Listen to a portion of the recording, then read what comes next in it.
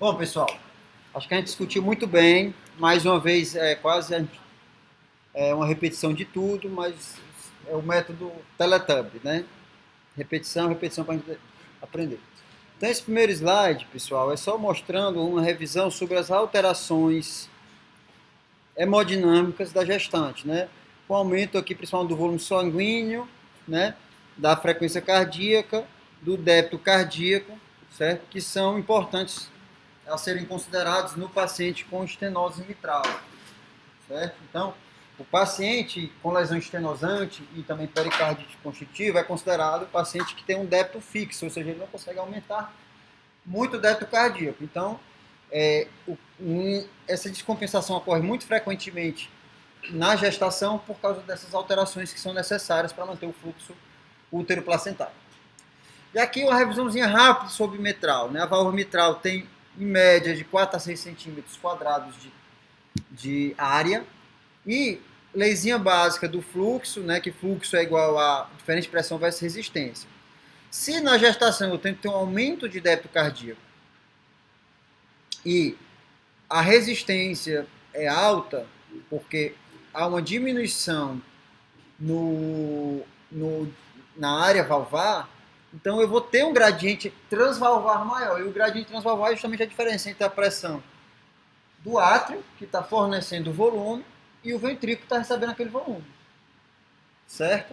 E lembrem-se que cada diminuição dessa área valvar é equivalente à quarta potência do raio.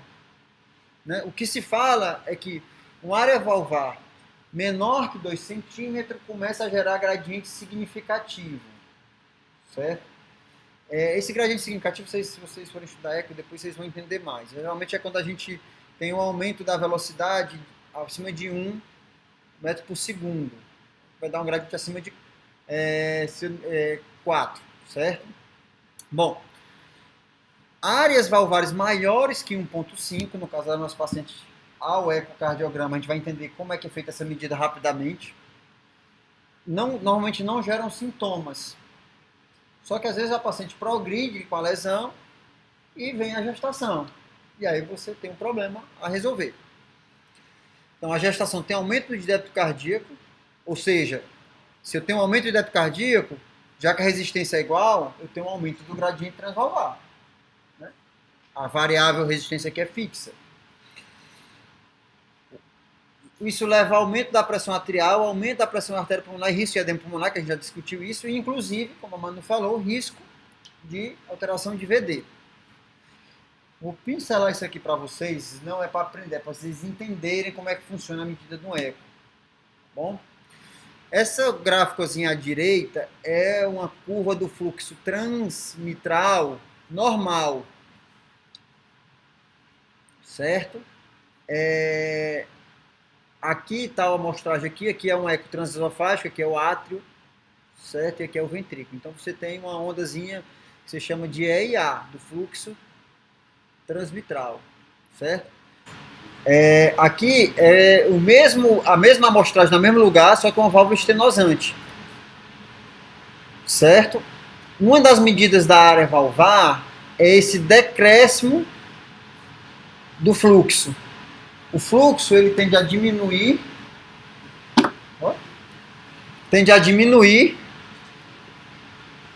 mais rápido quando a válvula é grande. Ou seja, aqui, ó, veja que o fluxo aqui é porque tem duas curvazinhas, porque aqui é a contração atrial. Aqui nem consegue ver a contração atrial.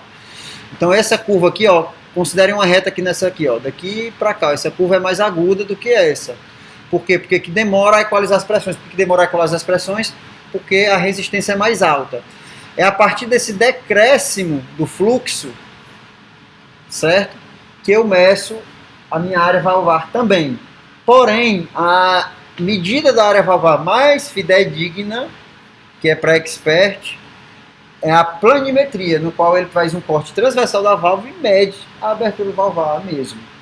A área da abertura valvar, que é o melhor, mas que é o mais difícil, certo? Então, normalmente as pessoas medem só o PHT. Não vai dar para ver aqui, mas o PHT aqui, cara, é 154 milissegundos, que é o Pressure Health Time. Não precisa decorar, é só para vocês entenderem. que é o tempo que precisa para aquela pressão se igualar pela a metade, para o gradiente chegar à metade dele, digamos assim. Então ele faz uma conta simples. Nesse caso aqui, façam aí 220 dividido por 154. Alguém faz aqui. 220 é uma constante, certo? A área valva desse paciente aqui à esquerda é 1,42 cm². É simples assim. Problema, e aí é onde eu quero. Por que eu faço questão de explicar isso? Não precisa saber disso. Por que você não precisa saber disso? Porque se o cara mediu com a planimetria, tá massa. É o correto. Agora, se o cara mediu assim, eu tenho outras variáveis que podem influenciar isso aí. Lembra que eu falei que isso aqui é uma equalização de pressão. Se as pressões chegam. Se as pressões do ato do VE se igualam muito rápido, esse fluxo cai. Porque se a pressão está igual, não tem fluxo. Fluidos se movem por diferença de pressão. Se a pressão é igual, não tem fluxo. Então, se a área é grande, ou seja, se não tem estenose, essa curva aqui é íngreme, né? É aguda, certo? Aqui você vê que ela é mais aberta. Quando mais aberta, mais lentamente se igualam as pressões, menor é a área valvar. Maior é o PHT. Só para você entender. Germano, estou pensando nisso, justamente para vocês verem, porque assim, e se o paciente tem uma insuficiência aórtica, junto com a estenose mitral? O que acontece? Na insuficiência aórtica, na diástole, ele vai receber então sangue da aórtica e da mitral. E vai se igualar rápido às pressões. Então você vai falsear a área valvar. Essa é uma das milhares de possibilidades que tem de falsear a área valvar. É só para vocês entenderem, tá bom? Não precisa decorar não. Isso aqui, pessoal, é só a estratificação da... Tá todo mundo vendo? Ainda para ver vocês? Eu fico um pouquinho mesmo, é o que deu aqui, pessoal. Estratificação da estenose de acordo com a área valvar, que mais uma vez pode ser medida pelo fluxo, né, pela PHT ou pela planimetria, e grave é menor que 1, moderada é 1 a 1,5, e pelo gradiente de pressão. Se o paciente tem insuficiência diastólica, a pressão vai se igualar mais rápido. Então, as medidas de gradiente elas são muito fáceis de fazer no eco, certo? Basta ter uma noção mínima. O Fernando está perguntando, e essa aí é a PSAP ou é a pressão média? Na realidade, aqui é a pressão média. E não é nem derivando da PSAP, é como fosse, aqui teoricamente é medida por cateter. Tá bom? Que a gente viu, né, que até 30 no exercício é normal, considerado normal. Então, hipertensão pulmonar é um fator que associa ainda mais gravidade à estenose mitral. E se está associado, a mortalidade materna pode chegar até 15%. Né? E aí eu vou citar esse trabalho e mais uma revisão sistemática para vocês terem noção da gravidade, do potencial de gravidade do paciente. Tá bom? Então esse estudo aqui avaliou desculpem, países em desenvolvimento, né? E aí ele fala que é uma importante causa de óbito, etc., que a doença cardíaca adquirida mais comum é a cardiopatia reumática e tal.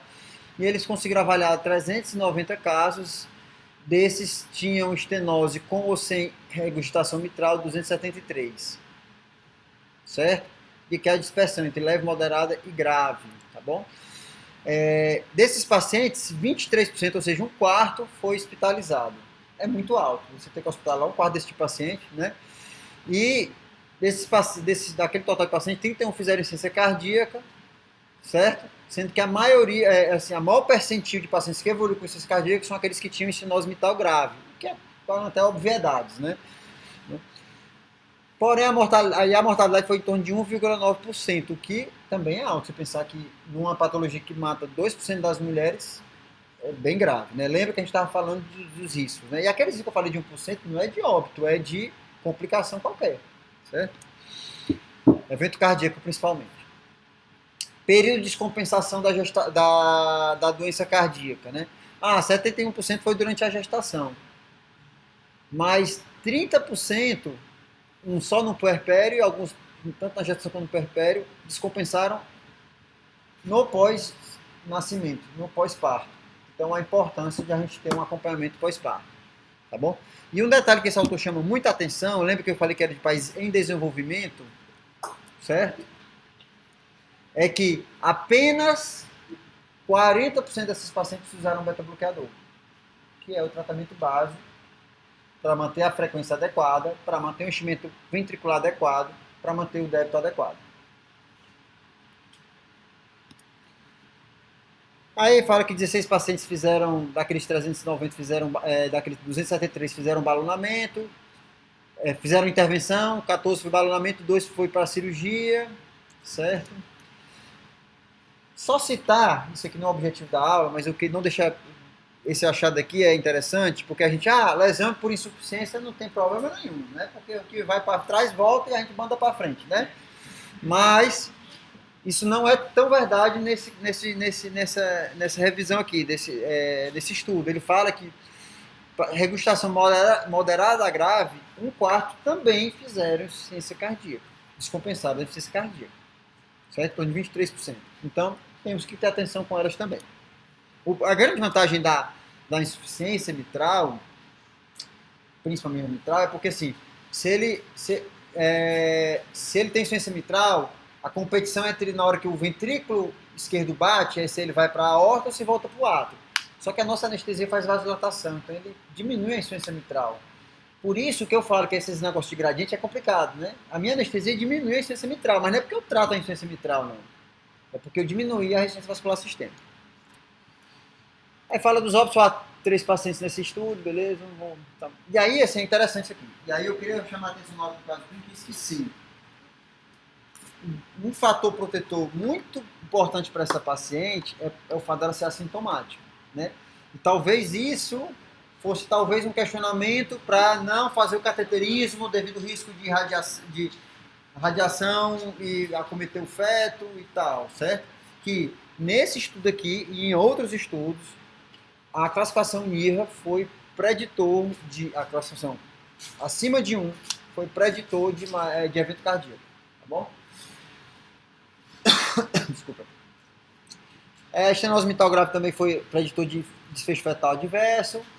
Aí o que se fala é se for intervir, óbvio, a partir do 4º mês, que é onde entra o segundo trimestre, e você não pega aquele primeiro trimestre que é mais complicado em relação a alterações fetais. Vou passar aqui para frente. E aí ele resume em 3 fatores que você tem que avaliar para avaliar o risco da gestação, esse autor, né? Que é a classificação NIRA, a gravidade da estenose e a PSAP na estenose mitral moderada grave. Ou seja, se tem uma estenose mitral moderada, mas tem uma PSAP elevada, então você vai valorizar mais. E aí é onde entra o que vocês defenderam muito bem, refazer o eco. Você estratificar a paciente. Certo? Refazer o eco. A classificação de NIRA todos vocês já sabem, né? 1, assintomático, exceto em exercício mais intenso. 2, exercício moderado leva a sintomas. Mínimo exercício levando a sintomas é a classificação 3. E sintomas ao repouso, classificação 4. Ficou meio ruim de ler, mas eu só queria mostrar para vocês aqui esse númerozinho.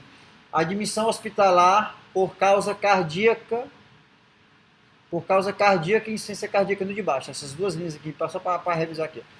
A quantidade, o fato do paciente ser sintomático, certo? Aumentou de forma significativa a taxa de admissão hospitalar e de insuficiência cardíaca. Ou seja, um paciente sintomático valoriza. Se ele tem uma estenose mitral, ele é um paciente sintomático, valoriza. Perfeito. O Fernando está falando, acabei de esquecer. O Fernando estava falando, é uma dificuldade na prática, é de o que valorizar na gestante, né? Porque a gestante já fica, às vezes, naturalmente taquipneica, e no final da gestação, dispneica pela compressão abdominal.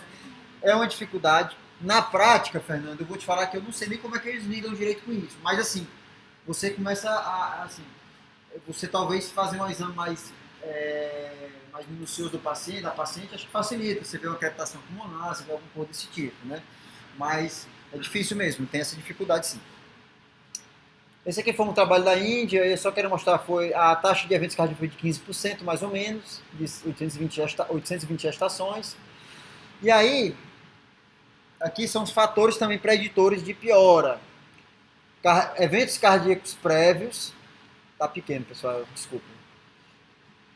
O uso de medicações foi fator protetor, ou seja, se a pessoa, a paciente usa a medicação é porque ela está acompanhada e ela, teoricamente, tem menos risco.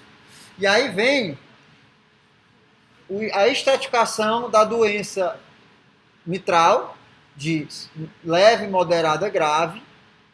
Se o paciente já submeteu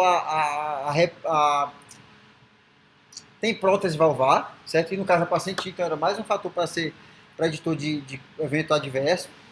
E hipertensão pulmonar, que eu já falei também, que aumenta a morbidade, mortalidade pós-operatória. Inclusive, esse trabalho da Índia, ele trouxe uma calculadora de risco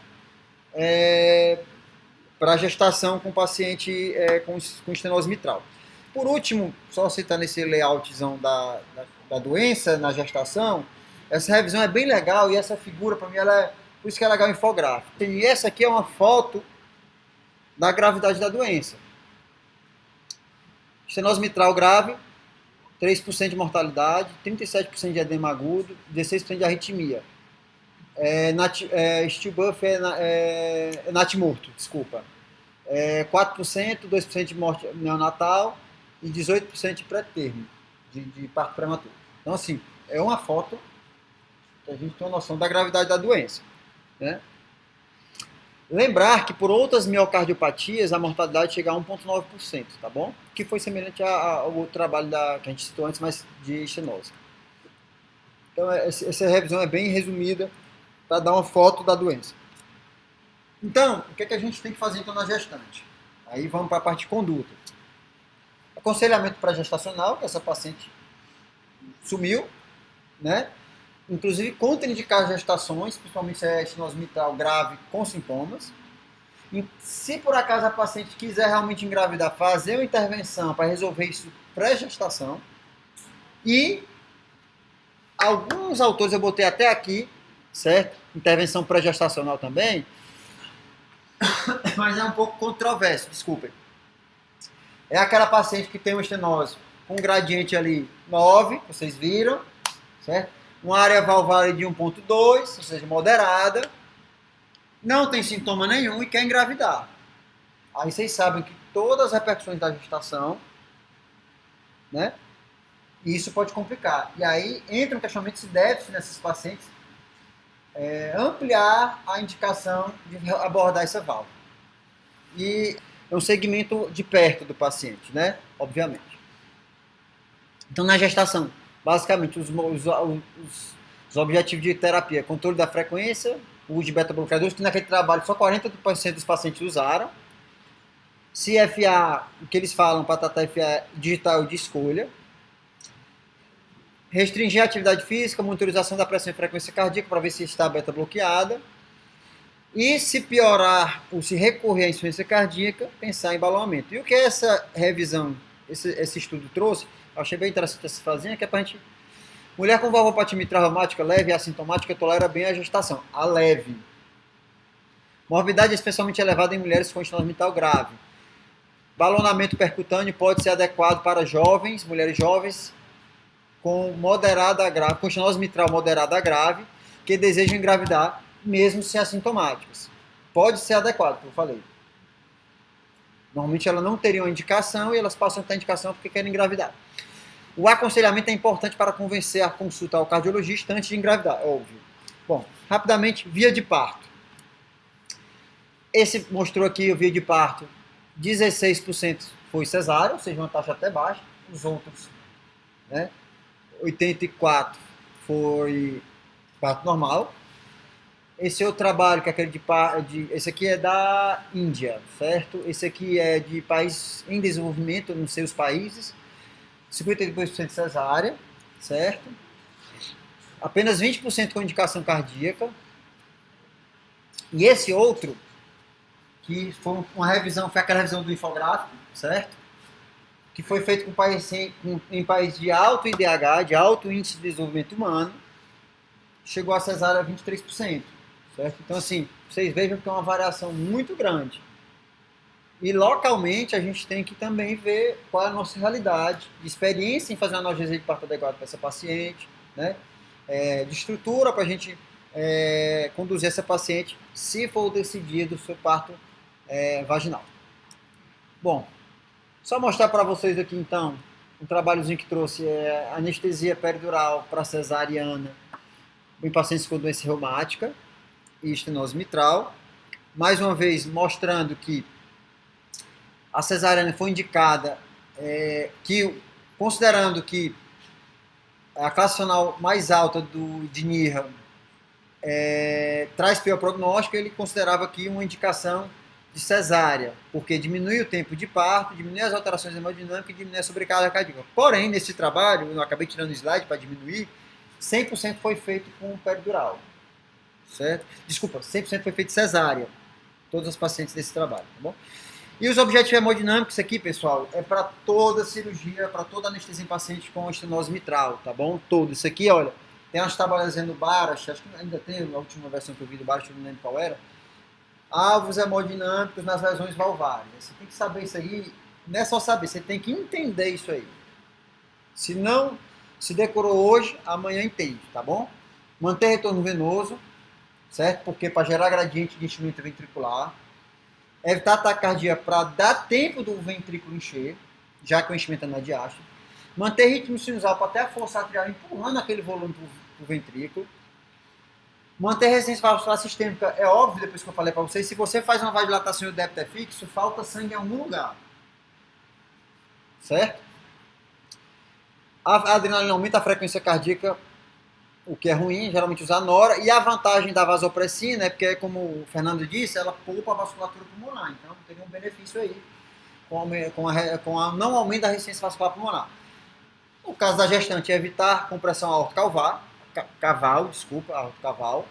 individualizar a técnica anestésica, e aí é onde entra, ser bem sincero com vocês, até essa revisão que eu fiz agora para essa aula, para mim, um paciente com uma estenose mitral era igual a anestesia geral. Não vou mentir para vocês, certo? Por quê? Porque era o que se falava até pouco tempo atrás, e que dizia que tem controle, que a peridural ia descompensar o paciente de uma maneira muito rápida, de maneira que você não conseguiria correr atrás do prejuízo. Eu fico muito tranquilo depois de ter lido tudo isso de fazer uma peridural titulada, ou um duplo bloqueio. Tá bom? Óbvio, não é com esse volume de shot, não é sem monitorização adequada. Tá bom? E aí, se você for fazer a geral, aí entra mais uma vez a história do dilema do opioide na anestesia obstetrícia. Germano, o paciente é uma válvula mitral metálica, não está funcionando direito, ou seja, está estenosada, e ela usa anticoagulante, você não vai poder fazer a sua raca. Aí é óbvio que eu vou para geral. E é óbvio que eu vou usar opioide. Porque se ela taquicardizar, é grave. Mando o neonatologista se preparar com o Narcan, se for o caso. Faço o meu remifentanilzinho da maneira que a gente discutiu nas sessões anteriores. E peço para ele se preparar. E depois que o menino nasceu, eu faço o fentanil, o opioide que eu quiser. Certo? E lembrar de monitorizar no pós-operatório. Mas é aquele trabalho ali só mostrando a história do plano anestésico e o risco cardiovascular. Então, você indicar geral, pensando que você está protegendo a hemodinâmica do paciente, pode ser enganoso. Certo? Por quê? Porque os anestésicos inalatórios venosos fazem depressão do miocárdio e fazem vasodilatação também. É óbvio, você já sabe. A ventilação com pressão positiva pode aumentar a resistência vascular pulmonar, complicando a a hipertensão pulmonar. E a miolaringoscopia, principalmente na situação de você não querer usar opioide, porque é obstétrico, você ainda pode piorar ainda mais, tá bom? Então, só terminando, acho que os últimos slides, só mostrando esse trabalho que foi com 48 pacientes que eu citei antes. Queria mostrar aqui só a questão do tratamento digital diurético beta-bloqueador, se tiver extracístole, ele sugere a lidocaína. Pronto, aí eu queria mostrar para vocês. Acabou fora de ordem, desculpem, era para ter mudado a ordem. Cesariana para todos os pacientes. Ele citou que, esse autor é aquele que citou que estratificava a cesariana de acordo com o NIRA. Mas nesse trabalho ele fez para todos os pacientes cesarianos. Certo? E não houve perdas fetais. Só mostrar para vocês aqui que nesse trabalho ele fez cesariana para todos com a peridural. E detalhe, a média de gradiente não era baixa. Você vê aqui, ó, a média de 13, um range de 10 a 20. Você fazer uma peridural no paciente com 20 de gradiente é coragem, tá entendendo? E com a área valvar de 0,8, nesse caso foi de 0,6, mas eu acredito que essa medida esteja errada por aquelas considerações que eu falei. Então, mas fizeram peridural em tudinho. Bom, manejo anestésico. Esses pacientes também, às vezes, eles chegam também com hipóxia, então Você vai ter que tratar a hipóxia para evitar hipertensão pulmonar, monitorização padrão, mais acesso venoso central. Isso aqui foi o manejo anestésico desse trabalho, certo? Ele peridural de L1, L2, L2, L3, titulação com alíquotas de 3 a 5 até T6 ou T8, né? Ligado na pressão arterial, se quer fazer fenilefrina, isso é o protocolo dele, certo? Céfalo da Cliff, se você queria aumentar, porventura, o retorno venoso rapidamente, certo? E a ocitocina. Bom, conclusão. Tem que ter o aconselhamento pré-gestacional, que às vezes a gente chega, o paciente já não foi aconselhado a não engravidar, ou a engravidar e se tratar antes, né? O aconselhamento gestacional é a questão da consulta com o radiologista, otimização terapêutica e até mesmo sugerir uma terapia intervencionista se for o caso, o acompanhamento da frequência cardíaca, se está controlado, se não está, o manejo anestésico individualizado, lembrar que a técnica, ou seja, se é geral ou bloqueio de neuroeixo é uma coisa e a monitorização é outra. Então eu posso individualizar a minha monitorização e minha anestesia. E os cuidados pós-operatórios, não esquecer que essa paciente obrigatoriamente tem que ir para um UTI e ficar monitorizada adequadamente, porque ela pode descompensar no pós-operatório. Era isso